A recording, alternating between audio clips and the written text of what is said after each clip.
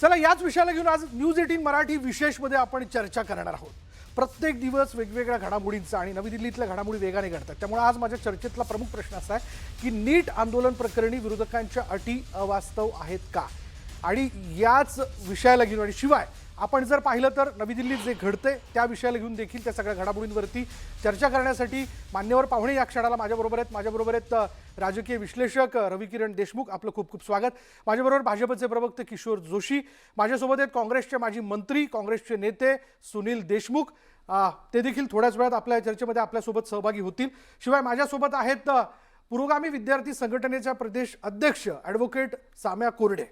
सुरुवात मी अर्थात या सगळ्या चर्चेमध्ये असणाऱ्या युवा प्रतिनिधी साम्या कोरडे यांच्यापासून करतोय. साम्या कोरडे, आता नवी दिल्लीत जे आपण या सगळ्या घडामोडी घडताना बघतोय, यापूर्वी जे घडलं, विद्यार्थ्यांवरती जो लाठीचार्ज करण्यात आला, याचं समर्थन कोणीही करू शकत नाही. हात जोडलेले सगळे विद्यार्थी आपण बघत होतो. ज्या पद्धतीने पोलीस त्यांच्यावरती लाठीचार्ज करत होते, त्यांना मारत होते, डोकी फोडण्यात आली, याचं कोणी समर्थन करू शकत नाही. याची एक संतप्त भावना सगळ्यांच्या मनात आहे. पण आता यामध्ये एक प्रश्न उपस्थित होतोय, विरोधक देखील म्हणजे इंडिया आघाडी देखील आपल्यासोबत या ठिकाणी सहभागी झालेली आहे. पण ज्या अटी त्यांनी समोर ठेवलेल्या आहेत त्या तुम्हाला अवास्तव वाटतायत का? या अटी अजिबात अवास्तव वाटण्यासारख्या नाहीयेत. रादर ह्या अटींमध्ये आणखीनच काही मागण्यांची भर असायला हवी. कारण ह्या अटी प्रामुख्याने 4 अटी ज्या समोर ठेवलेल्या आहेत त्यामधली सगळ्यात मुख्य मागणी ही आहे की केंद्रीय शिक्षण मंत्री धर्मेंद्र प्रधान यांनी राजीनामा दिलाच पाहिजे. दुसरी, नीट पेपर लीकमुळे झालेल्या 20 मुलांनी ज्या आत्महत्या केलेल्या आहेत त्यांच्या फॅमिलीजला काही अमाऊंट त्यांनी दिलेली आहे, एवढी नुकसान भरपाई ही दिलीच पाहिजे. तिसरी त्यांची मागणी आहे की जो लाठीचार्ज केलेला आहे त्यामध्ये विद्यार्थ्यांवरती फाईल झालेल्या केसेस असतील किंवा झालेलं नुकसान असेल, त्या केसेस मागे घेतल्या पाहिजेत आणि त्याबद्दलची आहे.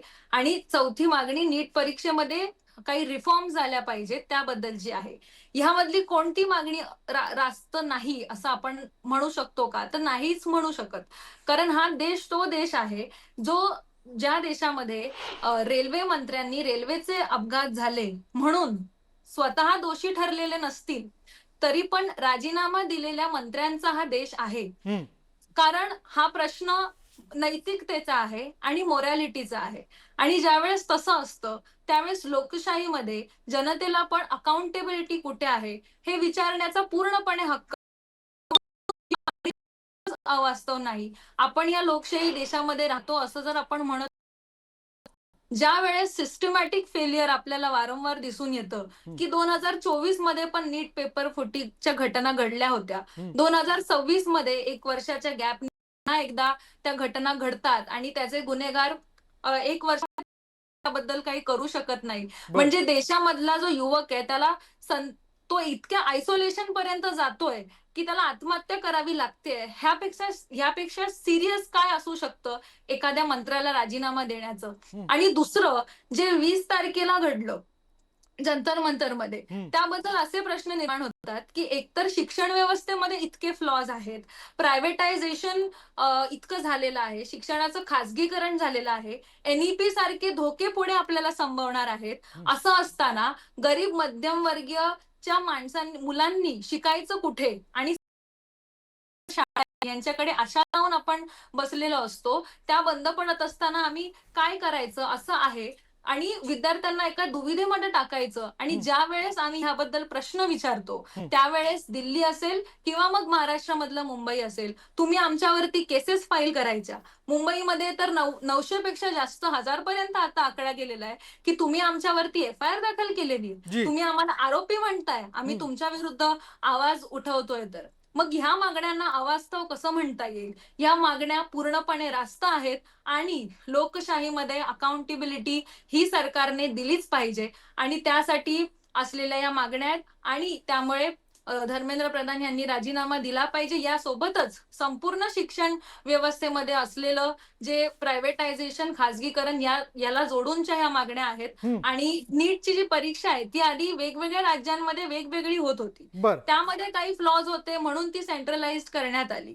शिक्षणामध्ये राज्य आणि केंद्र या दोन्ही कॉन्करंट लिस्टचा विषय असल्यामुळे त्यामध्ये तशा पद्धतीच्या काही रिफॉर्म्स येणं अपेक्षित आहे. तुम्ही त्या परीक्षेचं केलेलं सेंट्रलायझेशन आहे आणि त्यामुळे त्याचं वाढलेलं कॉम्पिटेटिव्ह नेचर आहे आणि बिलकुल.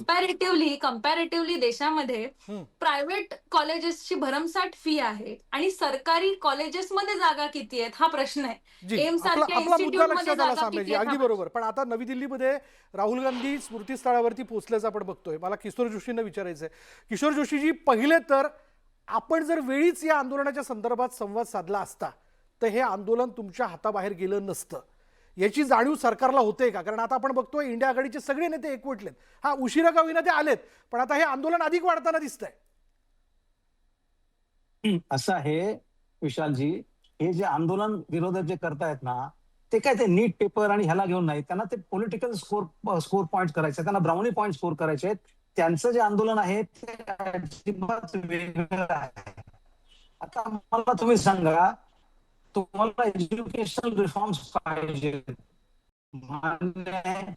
तर एज्युकेशन रिफॉर्म्स कुठे होतील? रस्त्यावर चर्चा होऊ शकते का त्याची? हे पाहिजे आहे ते सरकार करायला तयार आहे. सरकार संवेदनशील आहे. सरकार ह्याच्यामध्ये कुठेही मागे हटायला तयार नाही. आणि जेव्हा आत्ता परवा नीटच्या पेपरचं लिकेज झालं, त्याच्यानंतर त्या दोषींना पकडलं गेलं, त्यांच्यावर कारवाई केली गेली, ते आता अजून त्यांना बेल सुद्धा मिळालेली नाही. याच्यानंतर आजच माननीय पंतप्रधानांनी सांगितलं, आम्ही फास्ट ट्रॅक कोर्टवरती त्यांची केस चालवणार आहोत.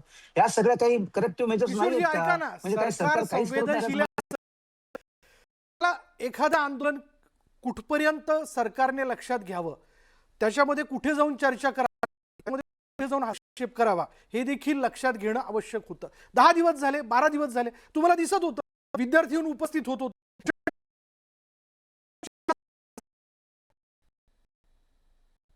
नाही, असं प्रत्येक असं आहे, सरकार सिच्युएशन असेस करून त्याच्यावरती काम करतं. सरकारने कसं काम कुठं? करावं हे काय आपण त्यांना सांगू शकत नाही. 20 सर्व दिवस, सर्व 22 सर्वात दिवस. महत्वाचे सर्वात असे अण्णा हजारेचं पण आंदोलन किती दिवस चाललं? किती दिवस चाललं असतं मला सांगा ना तुम्ही. करावं किशोरजी, हे ते पण आंदोलन नाही. मिटवावं म्हणून आपले नेते जरूर. देखील गेले होते की पक्षाचे व्यासपीठावरती अण्णांना भेटायला. जरूर ना, बरोबर आहे ना, पण आता ह्या पद्धतीने कसं हँडल करावं हेच मी तुम्हाला सांगतोय की सरकार काय त्याच्याबद्दल काय बेफिक्री होती किंवा त्यांना काही त्याच्याबद्दल कॅज्युअली घ्यायचं होतं याचा प्रश्न नव्हता. हा प्रश्न देशाच्या विद्यार्थ्यांबद्दल आहे आणि त्याच्याबद्दल संपूर्ण सरकार is very much apprehensive about the whole thing. त्यांना काहीही कुठेही विद्यार्थ्यांना नुकसान होऊ द्या किंवा असं कुठेही इंटेन्शन नाहीये. आणि म्हणूनच मी म्हटलं, ज्यांना करेक्टिव्ह मेजर्स ज्यांच्या बाबतीत घ्यायची होती त्या बाबतीत सरकारने घेतली ना. आता त्याच्यामध्ये जर एक राजीनामा वगैरे हा सगळा वेगळा पॉलिटिकल भाग झाला. हा काही करेक्टिव्ह मेजर नाही. बरं, तुम्हाला नीटच्या रिफॉर्म्स बद्दल जर तुम्हाला सोल्युशन पाहिजे असेल तर ती रस्त्यावर चर्चा होऊ शकत नाही. ती जाऊन पंतप्रधानांच्या घराच्या बाहेर तुम्ही जिथे आवास बाहेर जाऊन तुम्ही तिथे धरणं धरता, तिकडे होऊ शकते का? पण तिकडे जाऊन तुम्ही मागण्या करता, त्याच्यानंतर तिकडे जाऊन मंत्री येतात, तुमच्याशी चर्चा करतात, तुम्हाला सगळं सांगतात, तरी सुद्धा तुम्हाला ते ऐकायचं नाही. तुम्ही आयत्या वेळा मागण्या बदलता. हे सगळं योग्य आहे का? म्हणजे पण हे ह्याच्याबद्दल तुम्हाला नंतरच काय किशोरजी, सांगायचं आहे? मी तेच म्हणतो ना, हे नंतरच ना, म्हणजे 20व्या दिवसानंतर, त्या अगोदर नाही झालं. बरोबर आहे, पण तोच आहे त्याच्यामध्ये की संवादाला उशीर झाला ना. मी संवादाला उशीर झाला याच्याबद्दल काही हे नाही, पण प्रश्न असा असतो, जसं मी तुम्हाला सांगितलं की प्रत्येक वेळेस सरकार म्हणजे असेसमेंट करूनच त्या पद्धतीने म्हणजे आंदोलन मिटवावं किंवा काय करते तर सरकार आपलं काम करत आहे. नाही, असं तुम्हाला कसं वाटतं की सरकार याच्यामध्ये काही करू शकत नाही म्हणून किंवा करत नाहीये म्हणून? आता सध्या सुद्धा सगळ्या, आता मी तुम्हाला जसं सांगतो, मीडियाने कधी कॉग्निझन्स घेतलं? हे सगळे ज्या दिवशी सगळे लोक आपले विरोधी पक्ष नेते आणि हे सगळे ते धांदल करायला लागले, त्या दिवशी सगळ्या लोकांनी कॉग्निझन्स. आम्ही या आंदोलनावरती पहिल्या दिवसापासून होतो किशोरजी. सोनम वांगचुक जेव्हा या आंदोलनात सहभागी झाले त्या क्षणापासून. बरं, मी रवी किरण देशमुखांना विचार, किशोर जोशी जो युक्तिवाद करतात तुम्हाला पटतो का? किशोर जोशी त्यांची राजकीय भूमिका योग्यरीतीने वठवत आहेत, त्यांना त्याच्याशिवाय पर्याय नाही आहे. मूळ प्रश्नाकडे या बघण्याची राजकीय दृष्टीच दोन्ही बाजूंनी हरवली होती. यांना असं वाटत होतं की एक समाज माध्यमावर तयार झालेला पक्ष काय करू शकणार आहे, त्यामुळं त्याला महत्त्व द्यायचं आणि आपलं महत्त्व कमी करून घ्यायचं का, या संभ्रमात हे सगळे सापडले होते. त्यामुळे इथं गोची सत्ताधारी पक्षाचीच नाही झालेली, इथे विरोधकांचीही गोची झालेली आहे. आणि त्यांना नाईलाजानं का होईना पण जेव्हा जनतेमधून जेव्हा प्रतिक्रिया यायला लागल्या आणि त्यांना जेव्हा याची व्याप्ती कळली तेव्हा ते तिथे जनमताच्या लाटेवर ते स्वार व्हायचा प्रयत्न करतात विरोधी पक्ष. याच्या आधी ते सुद्धा तिकडे जात नव्हते. सत्ताधारी पक्षाला वाटलं की या समाज माध्यमी पक्षाला काय महत्त्व द्यायची गरज आहे आणि कोण आहेत सोनम वांगचुक एवढे की त्यांना आपण महत्त्व द्यायचं. आधी तर त्यांना रासुकाखालीच आपण 6 महिने बहुतेक जेलमध्ये टाकलं होतं. त्यामुळं सत्ताधारी पक्ष महत्त्व न देणं आपण समजू शकतो की राजकीय पक्ष जर आंदोलन करत असेल तर सत्ताधारी पक्ष लक्ष देतो, कारण अपोजिशनचं काम to propose and to depose असतं. आजचा विरोधी पक्ष हा उद्याचा कदाचित सत्ताधारी असू शकतो, म्हणून त्याला निप इन द बड म्हणतात. ते काय करतात की विरोधी पक्षांनी जर काही आंदोलन सुरू केलं तर ते कसं संपवता येईल आणि त्यांना कसं यातून बाहेर काढता येईल बघतात.